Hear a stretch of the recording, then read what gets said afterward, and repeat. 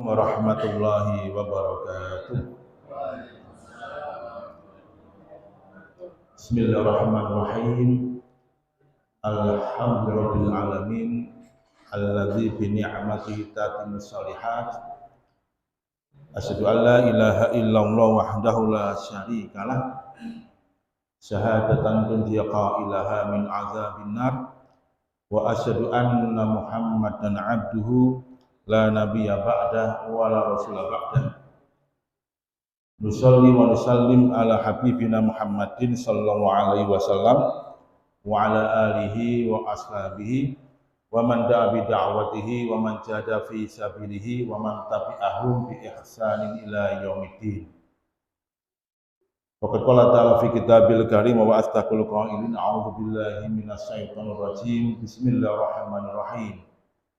Ya ayyuhalladzina amanu taqullaha haqqa tuqatih wala tamutunna illa wa antum muslimun. Jamaah rahimakumullah, sareng-sareng bersyukur datang Allah Subhanahu wa taala malam hari ini bisa bersama-sama melaksanakan sholat maghrib berjamaah, kemudian lenggah sejenak untuk thalabul ilmu ngantos sholat isya gitu.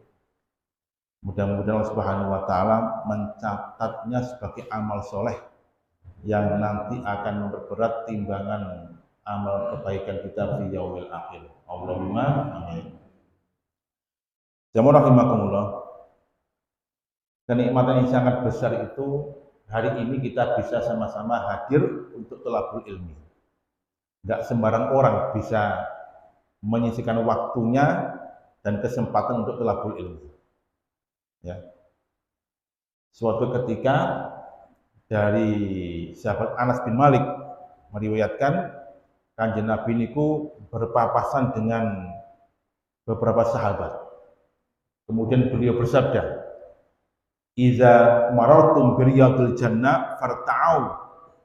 Kalau kamu itu sedang melewati sebuah taman surga, maka segeralah kamu itu berhenti dan kemudian bergabung dengan orang-orang di taman surga, menikmati indahnya taman surga bersama mereka.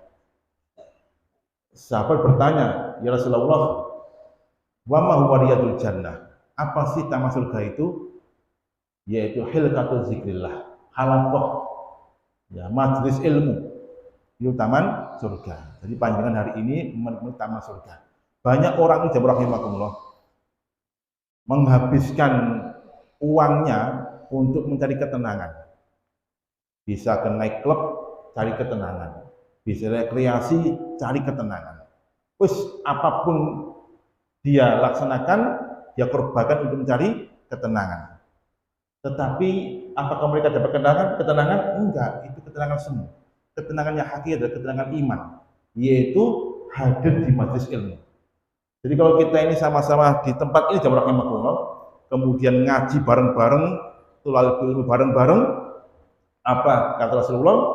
Ya, nazlat alaihimur rahmah. Maka turunlah kepada mereka rahmat. Kemudian sakinah, ketenangan. Jadi ketenangan akan kita perlu di majelis ilmu ini. Dan tak sembarang orang bisa hadir. Coba kalau ada kuliner, kemana-mana dikejar. Ada di Sidoarjo dikejar kuliner itu. Belum cukup di Pacet dikejar. Kemanapun ada sel-sel kuliner dikejar. Tapi kalau ada sesi ngaji, aras-aras, ya. Maka mudah-mudahan hari ini kita mendapatkan berkah dan ketenangan Allah Subhanahu wa taala. Allahumma amin. Jamaah rahimakumullah. Kita ini ketika diciptakan Allah Subhanahu wa taala itu enggak sia-sia. Ada tujuan yang utama dalam penciptaan kita. Allah katakan di dalam surat Al-Mu'minun, ya. Afa hasibtum annama khalaqnakum abasa wa annakum ilaina turja'un. Apakah kamu mengira ketika kami menciptakan engkau itu sia-sia? Padahal kepada kamilah engkau itu dikembalikan. Jadi ternyata kehidupan dunia ini jemaah rahimakumullah itu ujung-ujungnya adalah kembali kepada siapa? Kepada Allah Subhanahu wa taala. Makanya tujuan utama ketika Allah menciptakan manusia untuk apa? Untuk beribadah. Wa ma khalaqtul jinna wal insa illa liya'budun. Dan tidaklah aku ciptakan jin dan manusia kecuali untuk beribadah. Jadi misi kita di dunia ini adalah beribadah. Dan ibadah jemaah rahimahullah, yang kita laksanakan itu harus ibadah yang terbaik. Ya. Jangan yang pas-pasan, tapi ibadah yang terbaik. Khairul a'mala atau ahsanu a'mala, sebaik-baik amal. Ya. Sebaik-baik amal itu dipenuhi dengan 3 syarat utama. Yang pertama, ketika kita beramal harus ikhlas lillahi ta'ala. Ya, kalau beramal harus ikhlas lillahi ta'ala. Enggak boleh kita beramal itu enggak ikhlas. Kalau kita beramal enggak ikhlas, Allah enggak suka itu.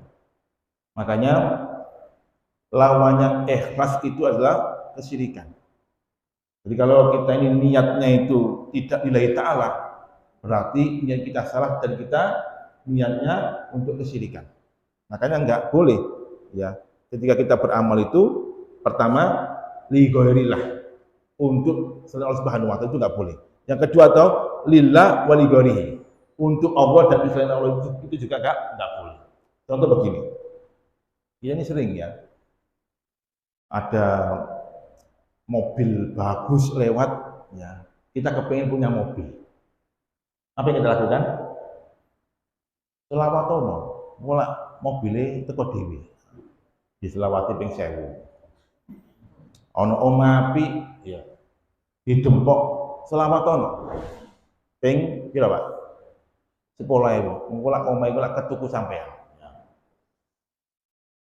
Ini bisa jadi bisa jadi enggak bisa. Karena Allah mengatakan wa man arda harsa dunya nu'tihi minha. Siapapun orangnya kata Allah, kalau dia menginginkan dunia, aku beri dia. Jadi ketika kita ini ya, dempok sesuatu kemudian kita ini berselawat atau meniatkan ya Allah selawatku ini mudah-mudahan mobil ini kepadaku.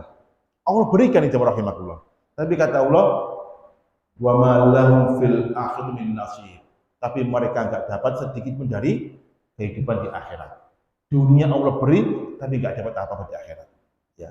Maka kalau kita ini ibadah, khalas ikhlaskan lillahi ta'ala. Nanti Allah akan mengatur semuanya itu. Allah Maha tahu tentang kehidupan kita. Allah Maha tahu tentang kebutuhan kita. Allah Maha tahu tentang keinginan kita. Cukup kita berdoa, Allah akan berikan itu. Enggak usah kita niatkan macam-macam. Ya, kalau kita beribadah, ikhlaskan niat lillahi ta'ala. Rahimahullah. Maka kalau ada orang niatnya sudah salah dalam beramal, itu ibaratnya seperti orang yang dia itu pergi ke pasar gitu, seolah-olah dompetnya sudah diisi penuh banyak uang. Ketika dia sudah memborong barang, kemudian dia buka dompetnya, ternyata kosong, nggak ada isinya. Akhirnya dia memukul kepalanya ya, dan mengatakan, bodohnya aku, yang pasar kok nggak bawa duit.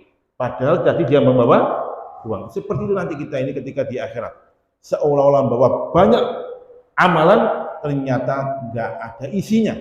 Kenapa demikian? Karena niatnya bukan lillahi ta'ala. Orang-orang seperti ini kelak ya di padang mahsyar akan protes kepada Allah. Ya Rob, kami dulu punya banyak amal. Mana pahala kami? Dijawab oleh Allah, izhabu ilal ladzina turauna bi a'malikum. Pergilah kamu kepada orang yang dulu kamu riakkan amal-amal kamu itu. Ya, hal tajiduna minhum jazaa, apakah kamu mendapatkan pahala dari mereka? Enggak dapat. Maka iman kalau kita ini beramal tidak ikhlas. Maka setiap kita beramal ikhlaskan lillahi ta'ala rahimahullah. Nah, oleh karena itu ketika kita sudah paham bahwa tujuan penciptaan kita ini untuk beribadah, maka yang pertama ikhlas dalam beribadah. Yang kedua jemaah rahimahullah, ketika kita beribadah harus mutabbiqan bi sunnati Rasulillah, harus sesuai dengan petunjuk Kanjeng Nabi. Kalau kita beramal tidak sesuai dengan petunjuk Kanjeng Nabi, ini pun juga akan sia-sia. Akan sia-sia. Saya sering mengutip ya hadis sahih riwayat Muslim, ketika ada seorang badui datang kepada Rasulullah, ya Rasulullah, ajarkan aku tentang Islam. Maka Rasul ajarkan dia tentang Islam. Setelah selesai, dia berkomentar, ya Rasulullah, wallahi la azidu wa la anqus. Itu kanjeng Nabi, demi Allah, saya tidak akan mengurangi dan menambahi syariat panjenengan. Salat maghrib 3 rakaat, yo iku ae. Gak ditambahi 4 rakaat, ya. Salat maghrib 3 rakaat dan sebagainya. Kata Rasul, aflahta in sodakta. Kamu akan beruntung ketika kamu itu benar dengan apa yang kamu ucapkan. Amalkan, ya, ibadah sesuai dengan petunjuk kanjeng Nabi. Cara kasare, ketika kita beribadah cukup copy paste, ya, copy paste. Udah niru saja, selesai itu. Nggak usah nambah-nambahi, nggak usah ngurang-ngurang. Kadang-kadang kita ini kan repot. Ya. Ada amalan sunnah yang sudah jelas dari kanjeng Nabi dan punya keistimewaan, nggak kita laksanakan, malah milih ajaran lain yang belum tentu itu dari kanjeng Nabi. Ada puasa Senin Kemis, ya, itu kan istimewa itu, Senin Kemis. Kalau masih kurang, ada Ayyamul Bid, puasa 3 hari dalam tengah bulan Hijriah. Kalau belum cukup, tambahi lagi, puasa apa? Dahun, sedina poso, sedina enggak. Ngono itu gak dilaksanakan, malah golek yang lain. Poso mutih misalkan, ya. Poso pati geni, 2 hari betul-betul gak mokel, ya. Ya kaliran Pak kayak ngono itu ya. Nah, jadi amal istimewa. Salat sunnah misalkan, ada 2 salat sunnah yang Rasul itu enggak pernah tinggalkan, bahkan boleh dikodok pada lain waktu, yaitu salat rawatib namanya qobliyah subuh, dan yang kedua salat nawafil namanya salat tahajud. Itu enggak pernah Rasul tinggalkan itu. Ya. Jadi kalau ketinggalan salat rawatib qobliyah subuh, boleh kita kodok ketika matahari sudah terbit, boleh itu. Atau ketika kita tahajudnya kesiangan, boleh kita kodok ketika waktu duha. Kenapa demikian? Karena ini istimewa, sangat istimewa. Lah ngono lho Pak, Bu. Nggak mau melaksanakan, malah boleh amal yang lain yang tidak bersumber dari kanjeng Nabi. Ini nanti di bulan apa? Bulan Safar ini ya. Ada namanya Rebo Wekasan. Nah, ini kan tidak ada ajaran dari kanjeng Nabi. Nah, makanya hati-hati jamaah rahimakumullah. Seolah-olah punya amal banyak, tapi Allah nggak berkenan menerimanya. Yuhsinuna a'malah, kata Allah. Seolah mereka itu mau perbaiki amalan, tapi dhalla sa'yuhum, tapi amalannya itu sesat, kan nggak bersumber dari kanjeng Nabi. Itu yang kedua. Nah, yang ketiga jemaah rahimahullah, amalan itu harus disertai dengan kesungguhan atau jiddiyah. Jangan malas-malesan. Ya. Cirinya orang munafik itu, kalau sholat itu, ya, di samping dia riya, ya, dia malas-malesan. Wala yazkurunallaha illa qalila. Dia enggak berzikir kecuali sangat sedikit, ya. Mari sembahyang Pak pelencing, ya. Sembayangi yo SSB, apa SSB itu? Oh, Pak, SSB, Pak. Sat-set-buat, ya, gitu kan. Sembayangi sat-set-buat, caup apa gak karu-karuan. Ya. Saya itu pernah, ya, berjamaah dengan seorang hafid Quran. Ini hafid Quran ya. Saya mengikuti bacaannya bagus ya. Tapi ketika sembahyang SSB, saset buat. Nah, kan macam rahimahullah. Padahal ketika kita sholat itu, ini kesempatan yang sangat istimewa untuk bermunajat, ya, berdialog dengan Subhanahu wa Ta'ala. Nah, 3 hal inilah yang menjadi pedoman ahsanu amalah, amal yang terbaik. Nah, kalau kita ini di dunia, kemudian terlena dengan kehidupan dunia, blank timbangan kebaikan kita, wah, gagal kita ini. Dapat musibah dan akhirnya kita masuk neraka. Nauzubillah min dzalik. Nah, para penghuni neraka itu jemaah rahimakumullah, kelak mereka akan menyesal. Penyesalan pertama itu diawali ketika yaumul hisab, ketika hari penghisaban. Ketika ditimbang antara timbangan kebaikan dan timbangan kejelekan. Kalau dia dapat timbangan kebaikan, maka dia termasuk ashabul yamin. Orang-orang yang menerima rapot dengan tangan kanan. Kalau timbangan kejelekan lebih berat, maka dia termasuk ashabus shimal, orang yang mendapatkan rapotnya dengan tangan kiri. Kalau udah tangan kiri kita dapat rapot, musibah ini, menyesalnya luar biasa. Ya. Fa amma man utiya kitabahu bisimali.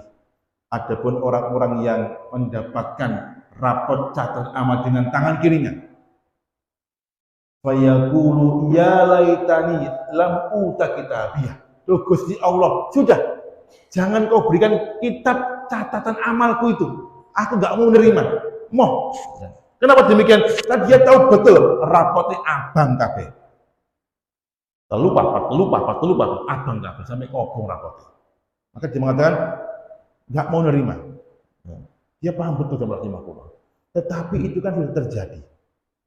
Sehingga ketika nanti yaumul hisab, dia akan masuk ke fase berikutnya, yaitu fase menuju surga atau menuju neraka. Jadi dulu pernah saya sampaikan, yaumul hisab ini pada mahsyar sama rahimahullah, itu nanti ada jalan namanya sirat. Wa inna minkum illa wariduha. Setiap kamu pasti akan melewati jalan ini. Jalan ini jam rahimahullah itu menuju jannah, surga. Kalau kita lolos, kita akan masuk surga. Dan di antara cara untuk bisa lolos menuju surga adalah menjaga sholat kita.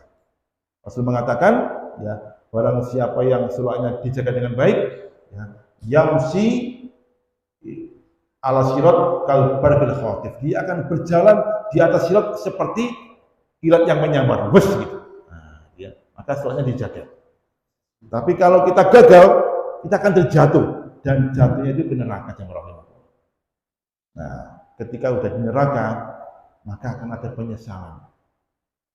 Nah, saya mencatat dalam Al-Quran itu ada 4 penyesalan penghuni neraka ketika dia itu di neraka. Yang pertama tentu dia menyesal dan kemudian dia merayu Allah Subhanahu wa taala. Ya apa ini? Kecemplung di neraka. Disiksa dia di sana tanpa ampun. Ya, siapapun dia. Maka kemudian mereka pun merayu Allah Subhanahu wa taala. Apa rayuannya? Ya.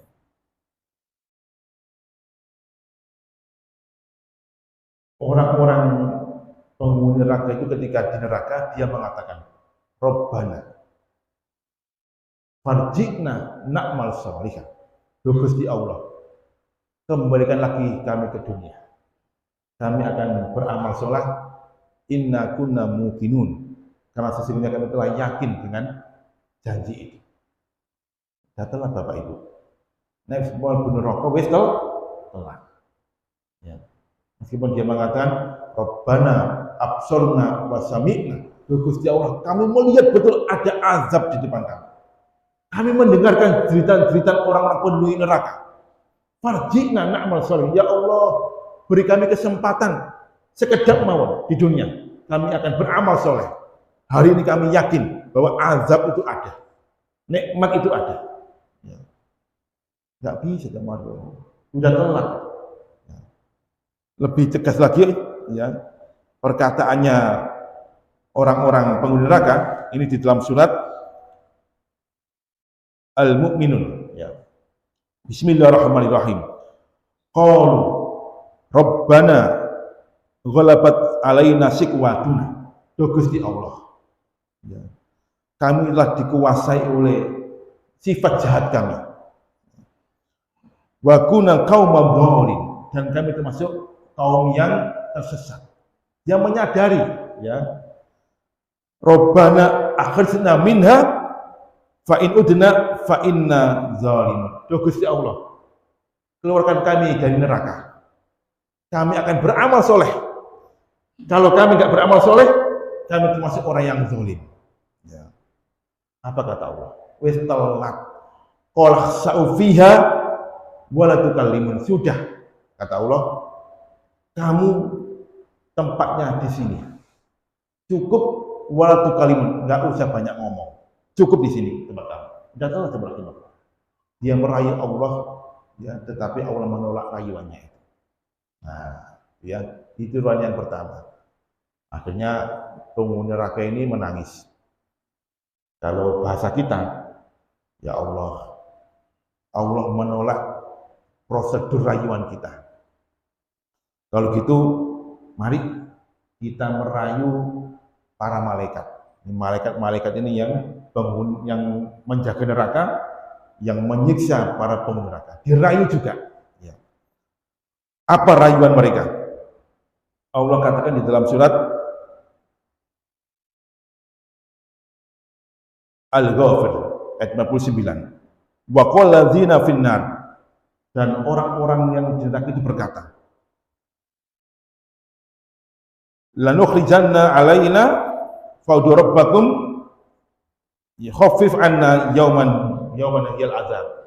Wahai malaikat-malaikat, tolong mintalah kepada Allah agar meringankan azabnya kepada kami. Ya. Ini sangat berat azab ini. Yukhaffif alaina. Ya. Ini berat azabnya. Tapi kata malaikat, sudah. Ini ketentuan Allah yang tidak bisa dihindari lagi. Maka tempat kamu di sini. Gagal lagi. Akhirnya mereka merayu Malaikatul Malik. Siapa malaikat Malik itu? Malaikat penjaga neraka, bosnya. Kalau anak buahnya nggak bisa, ayo ke bosnya. Siapa bosnya? Malaikatul Malik. Wa nadau ya Malik. Mereka berkata, wahai Malik, liyaqdi alaina rabbuka, supaya Tuhanmu itu ya memberhentikan azabnya kepada kami. Kami nggak kuat. Wahai Malik, minta kepada Allah agar berhentikan azabnya kepada kami. Apa kata malaikat Malik? Qala innakum ma'isun. Sudah, kamu tetap di sini, nggak bisa kemana-mana. Nah, itu. Ini cuma rahimahullah. Rayuan-rayuan yang dilontarkan oleh penghuni neraka. Yang pertama merayu Allah agar dikembalikan lagi ke dunia. Yang kedua merayu malaikat-malaikat penjaga neraka agar diringankan azabnya. Yang ketiga merayu malaikat Malik agar Allah memberhentikan azabnya kepada penghuni neraka. Tapi semuanya digagalkan. Puncaknya jawab rahimahullah yang paling penting, mereka pun merayu saudara-saudaranya yang ada di surga. Ya. Bapak meminta tolong kepada anaknya di surga. Anak minta tolong kepada bapaknya di surga. Teman yang di neraka minta tolong kepada temannya di surga. Memanggil mereka agar memberikan sedikit dari kenikmatan di surga. Apa kata mereka? Fanada ashabun nari ashabal jannah. Para penghuni neraka itu memanggil para penghuni surga. An afidu alaina minal ma, supaya mereka itu memberikan air kepada mereka itu. Au mimma razaqakumullah. Wahai penghuni surga, aku minta air. Atau apapun yang ada di surga itu beri kepada kami. Karena di sini sangat panas. Dahsyatnya siksa yang luar biasa. Minta Bapak Ibu. Ya. Jadi ternyata kelak ahlul jannah dan ahlul nar itu bisa berkomunikasi. Ya, Ibnu Katsir sampai menggambarkan bagaimana orang-orang ahlul nar itu melihat ke atas, melihat betapa indahnya ya jamaah masjid Al-Hidayah, meri menikmati surga, disaksikan oleh orang. Masya Allah. Ya, ini jamaah meri ini di surga. Jangan kita di neraka. Maka mereka mengatakan, ya, an afidu alaina minal ma. Beri kami air minal ma, ya, bagian dari air surga. Minal ma, Bapak rahimahullah. Titik apa wis, beri pada kami. Au mimma razaqakumullah, atau apapun yang Allah berikan dari kenikmatan surga kepada kami. Minta itu. Dilihat di bawahnya, ya Allah, ono koncoku, ono bapakku, ono anakku, ono teman-temanku. Dulu kami bersama-sama mereka itu. Ya. Dijawab oleh ahlul jannah, innamahuma muharram alaikum. Ini diharamkan bagi kamu sekalian. Enggak boleh kami berikan. Dijawab Allah Subhanahu wa taala, kenapa semua proposal ya, rayuan itu Allah tolak. Baik merayu Allah, Allah tolak. Merayu para malaikat, Allah tolak. Merayu malaikat juga Allah tolak. Bahkan sampai merayu saudara di surga, Allah pun menolak. Ternyata kuncinya adalah alladzina takhudzinahum la'iba wa lahwa. Yang pertama adalah karena mereka itu menjadikan agama itu sebagai permainan dan senda gurau. Jadi di dunia agama yang mereka yakini itu ternyata hanya dibuat permainan dan senda gurau. Banyak sekali tidak ya. Agama Islam dibuat permainan dan senda gurau. Hati-hati. Hati-hati. Jadi kalau Islam dilecehkan, nggak ada gerak sama sekali girohnya, kecemburuannya. Alah biasa. Memburu monot doa kok. Bayangkan. Ada seorang Ning ya dari Pondok Pesantren Jawa Timur itu ketika menjelaskan tafsir Ibnu Katsir berkaitan dengan apa nanti yang didapat laki-laki di surga. Laki-laki di surga dapat bidadari. Ya, dapat bidadari banyak. Kenapa demikian? Karena orientasi kesenangan laki-laki adalah perempuan. Maka di dunia ini apapun dilakukan oleh laki-laki untuk mendapatkan perempuan. Maka Allah akan wujudkan syahwat kesenangannya dengan perempuan itu. Maka nanti laki-laki dapat bidadari. Makanya bagi perempuan, kalau sekarang jenengan itu nggak mau diwayo, nanti di jannah diwayo jenengan itu. Ya, diwayo. Diwayo dengan siapa? Dengan bidadari. Nah kalau perempuan jamaah rahimahullah di surga nggak dapat bidadara, ya, karena bidadara nggak dapat. Di surga wong wedok itu akan dapat perhiasan yang tidak bisa digambarkan dengan indahnya oleh mata kita. Karena apa? Orientasinya wong wedok itu suka dengan perhiasan. Maka nanti akan Allah wujudkan di surga perhiasan yang tidak bisa digambarkan indahnya itu. Namun itu ada bahasa yang berkomentar, ya, berkomentar jelek. Ya. Mestinya bagi kaum muslimin ini pelecehan, karena ini nas Al-Quran, ya, tapi dilecehkan oleh orang bahasa. Jadi ada orang-orang yang mengaku Islam, tapi seringkali melecehkan agamanya sendiri. La'ibau wa lahwah. Orang-orang yang menjadikan agamanya itu permainan dan senda gurau. Hati-hati. Kemarin sempat viral, ya, jomblo. Ya. Kasihan jomblo kalau sholat. Dia sholat belakangnya jamannya apa? Kipas angin. Ya. Kipas angin yang dipakai mukena, ya kan? Ya, kan sempat viral itu. Ini lahwa, permainan. Ya. Maka jangan main-main dengan agama ini. Jadi kenapa Allah itu menolak 4 rayuannya penghuni neraka? Yang pertama karena alladzina takhudhu dinahum lahwa wa la'iba wa lahwa. Karena mereka itu menjadikan agama Islam ini sebagai permainan, olok-olokan. Ya. Yang kedua, wa gharrahumul hayatud dunya. Ya. Mereka tertipu dengan permainan dunia ini, sibuk dengan dunia. Ya. Nek dipikir dunia itu nggak nontai Bapak Ibrahim. Imam Muslim itu dalam riwayatnya ya, menyebutkan bahwa anak Adam ini, ya, lau anak bani Adam, ya, kalau anak Adam ini punya satu bukit emas, ya, satu bukit emas kan udah banyak itu kan, makanya Rasul memakai lafaz lau itu kan mustahil. Tapi kalau seandainya kita ini punya satu bukit emas, kita akan menginginkan dengan 2 bukit emas. Udah punya 2 bukit emas, akan minta lagi 3 bukit emas. Jangan entek dunia ini. Entek ketika dia itu malafamahu biturab. Ketika mulutnya itu ya disumpeli tanah alias mati. Selesai sudah. Jadi ada orang-orang itu yang tertipu dengan dunia ini. Makanya hati-hati. Dunia ini rahimahullah itu sebagai ladang kita beramal soleh untuk menuju ke surga.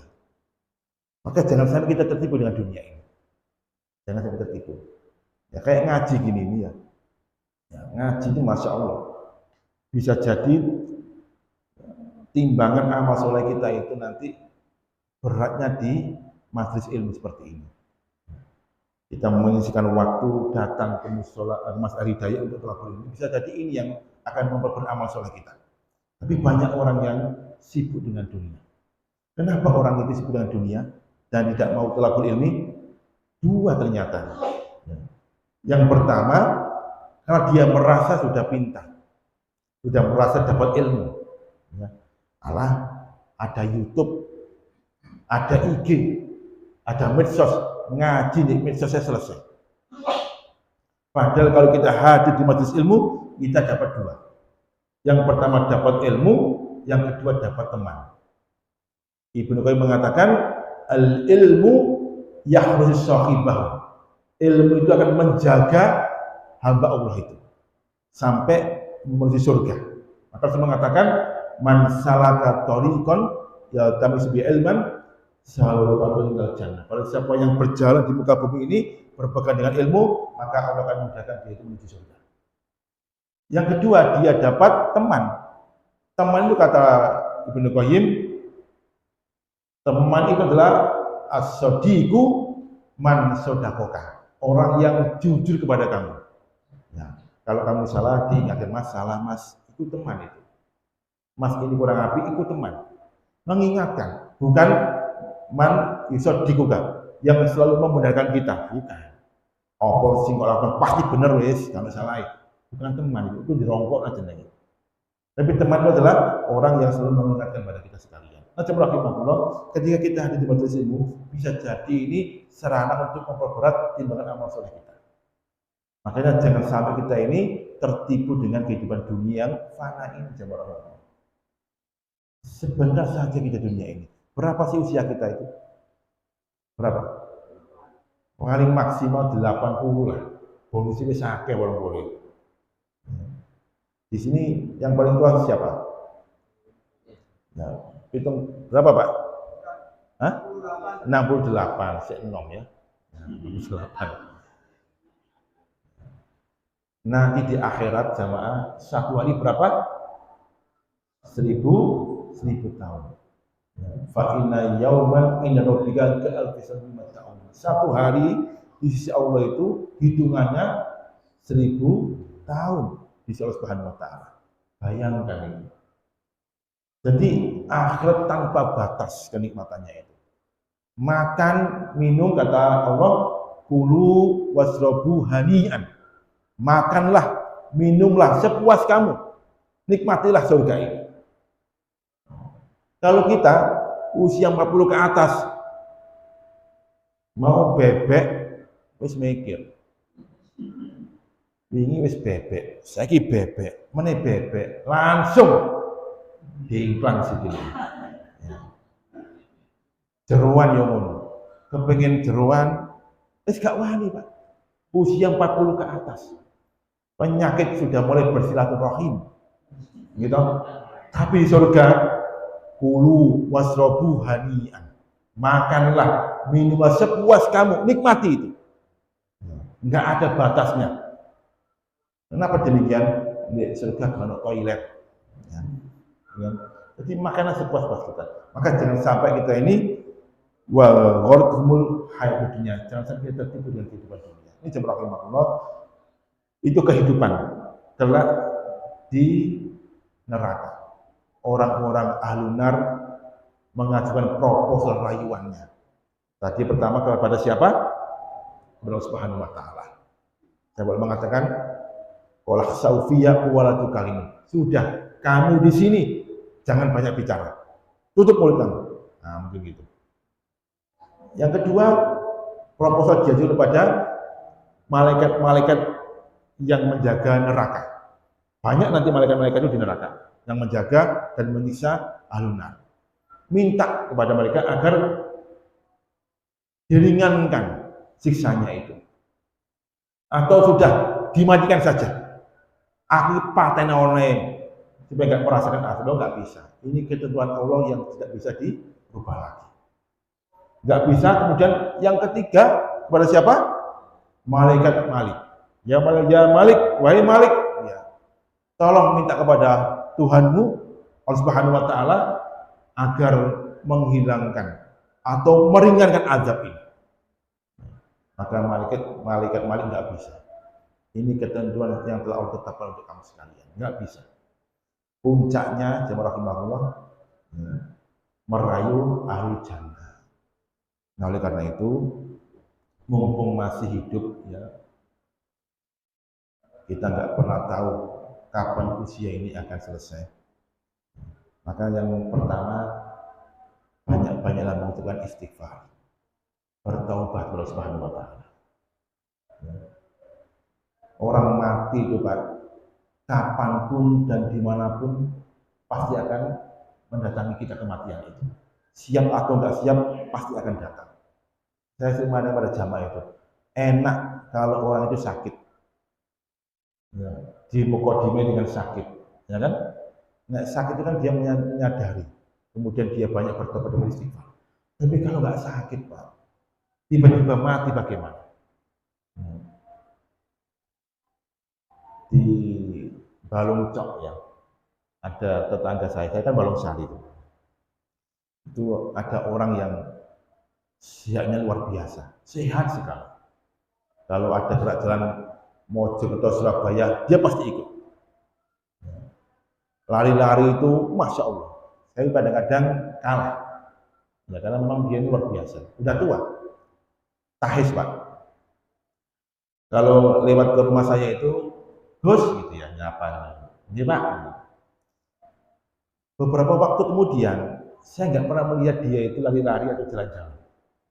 Ya. Akhirnya saya ke timur, jalan-jalan, ya, ketemu beliaunya, sedang duduk di depan rumahnya. Loh Pak, kok saya nggak pernah kelihatan dengan jalan-jalan? Gus, kaki saya kena paku, tetanus, kena paku Pak. Tapi itu ternyata dapat 1 pekan meninggal dunia. Nah, siapa yang tahu Pak, nyawa itu kan Allah Subhanahu wa taala. Maka mumpung masih hidup, ayo kita ini banyak beristighfar, bertaubat kepada Allah Subhanahu wa taala. Kalau masih ada sangkut paut dengan hak Adam, segera kita selesaikan. Jangan jadi benalu kelak di yaumil akhir. Kemudian Allah banyak-banyak beramal soleh, terutama bersedekah. Dan wabilah khusus, ya, kita punya pintu surga yang paling dekat dengan kita. Siapa itu? Orang tua kita, ya. Terutama ibu, ya, ibu. Rasul mengatakan al-ummu awsatu abwabil jannah. Ibu itu pintu paling indah menuju surga, atau pintu surga yang paling indah itu ibu. Makanya Ibnu Abbas ketika didatangi seorang laki-laki ditanya, ya Ibnu Abbas, saya telah melakukan dosa besar, saya menyesal. Apa dosamu? Katanya, aku ini melamar seorang perempuan, tetapi lamaranku ditolak. Ya nggak apa-apa lah, aku ikhlas. Mungkin dia nggak minat dengan saya. Tapi yang bikin aku jengkel, temanku itu melamar dia, diterima lamarannya itu. Cemburu aku, tak pateni itu perempuan itu. Nah, aku menyesal setelah itu. Ya Ibnu Abbas, apa yang aku lakukan sekarang ini? Apa jawab Ibnu Abbas? Hal laka ummu, apakah kamu masih punya ibu? Ibumu masih hidup? Lah, tidak. Ibuku telah meninggal dunia. Oh, kalau gitu banyak-banyaklah bertobat, beristighfar, beramal soleh untuk bertakarub kepada Subhanahu wa taala. Maka pergilah laki-laki ini. Santrinya bernama Atok. Atok itu termasuk tabiin, ya ahli tafsir juga. Kalau kita buka tafsir Ibnu Katsir misalkan ada kolak Atok, ya. Itu bertanya, ya Ibnu Abbas, kenapa panjenengan kok matur ibu? Kan masih ada bapak, gitu kan. Tapi kenapa kok itu?